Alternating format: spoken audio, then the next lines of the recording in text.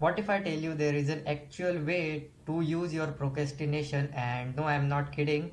And I actually learned this method last month and it's quite interesting. So the thing, and that's why all I was doing last month was procrastination. But here comes the important part. The first 10 days of my procrastination was like when the time comes, I would say to myself, yeah, I'll do it tomorrow, and then watch TV, mobile, and etc.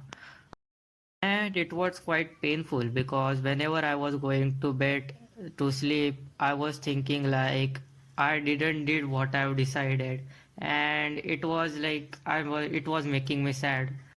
So after like 15 days of procrastination, I decided to change something.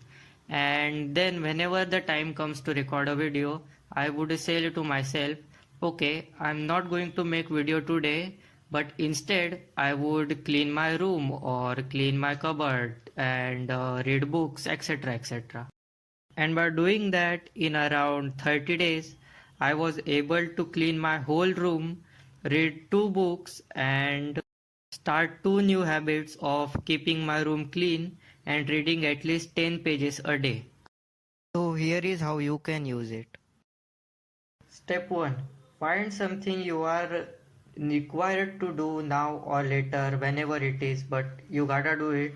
And step 2 is whenever the time comes to do it, every day just say to yourself, okay, today I'm not going to do this thing, but today instead of doing this, I'm going to dash and put the thing which you want and do it.